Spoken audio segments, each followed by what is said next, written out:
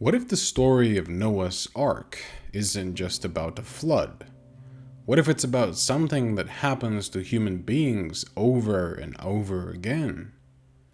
Not a flood of water, but a flood of the mind. Because throughout history, civilizations have repeatedly found themselves overwhelmed by forces that flooded the minds of the people, whether it be ideology, mass hysteria, collective madness. Moments where people stop thinking as individuals and become slowly absorbed into something larger than themselves. And perhaps that's what this ancient biblical story is trying to teach us. In mythology, water plays a very important role. The sea often represents the unconscious, and many of you have probably experienced dreams where floods appear. That doesn't mean it's literal water, but the water does mean something. Something overwhelming.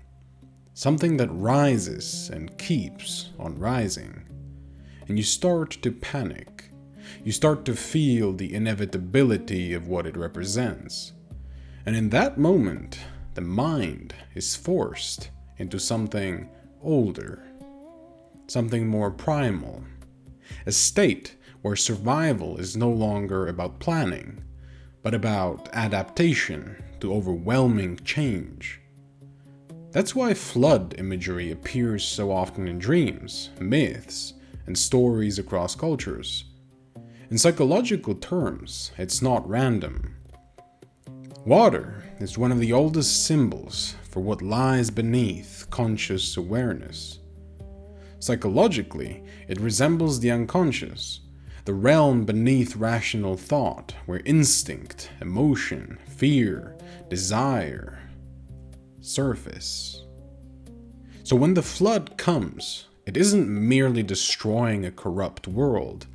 It is the return of chaos, the collapse of structure, the moment when everything carefully built by consciousness is overwhelmed by forces rising from below. And suddenly, the story begins to feel much less ancient. History is filled with floods. Yet in the middle of the chaos, one thing remains afloat: the Ark. Noah's Ark is fascinating because it isn't a weapon. It doesn't fight the flood. It doesn't stop the flood. It survives it. And that's an important distinction. If the flood represents overwhelming unconscious forces, then the Ark may represent consciousness itself. A structure capable of preserving order while surrounded by chaos. A vessel of memory, identity, meaning, direction. The ability to remain psychologically intact while everything around you dissolves.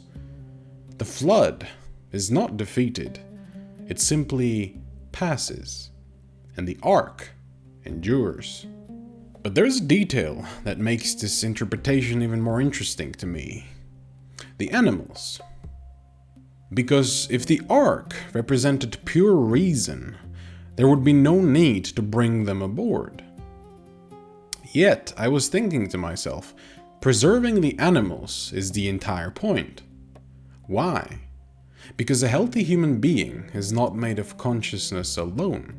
We are also instinct, aggression, sexuality, fear, loyalty, curiosity, playfulness, competition, and compassion.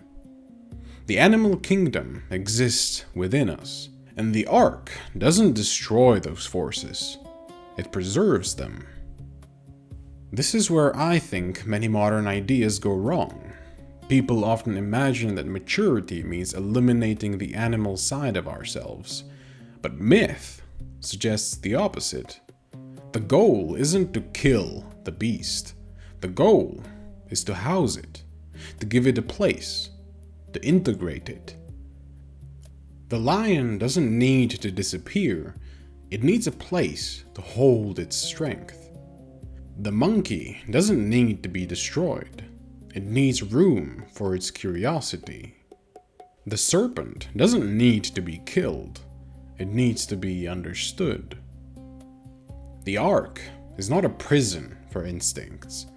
It is a structure that allows them to survive without taking control. In that sense, the animals may represent the many instinctual forces that compose the human psyche. Every creature is a piece of human nature, and Noah's task is not to choose between reason and instinct. His task is to carry both through catastrophe. Because consciousness without instinct becomes sterile, and instinct without consciousness becomes chaos. The ark holds them together.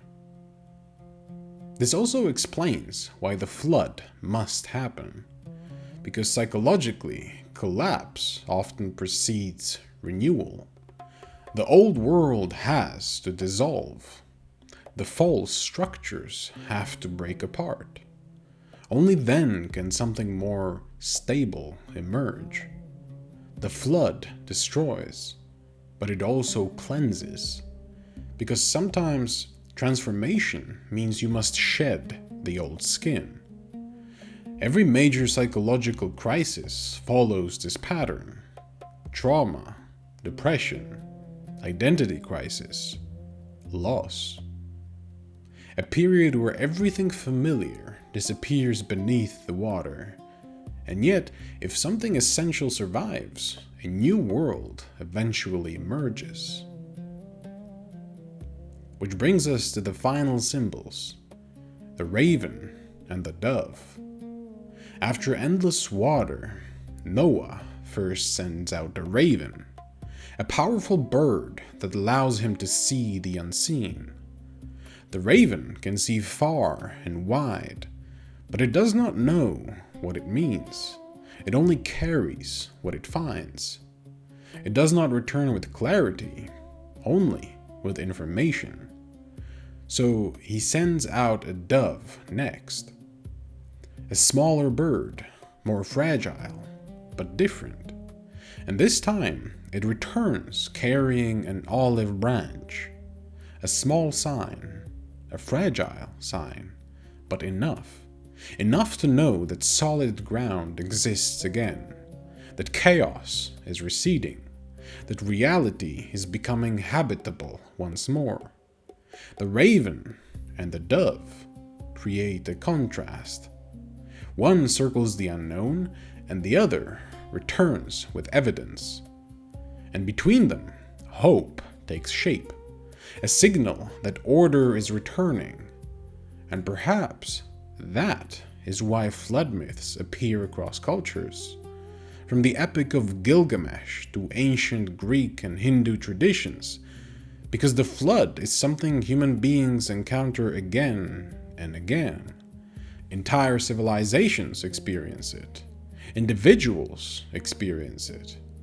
Chaos rises, order collapses, something essential is preserved. A vessel carries it through the darkness, and eventually the waters recede. Maybe the story of Noah's Ark survives because it describes one of the deepest challenges a human being can face. How do you remain yourself when the world loses itself? How do you carry what matters through chaos? How do you build an ark strong enough to survive the flood?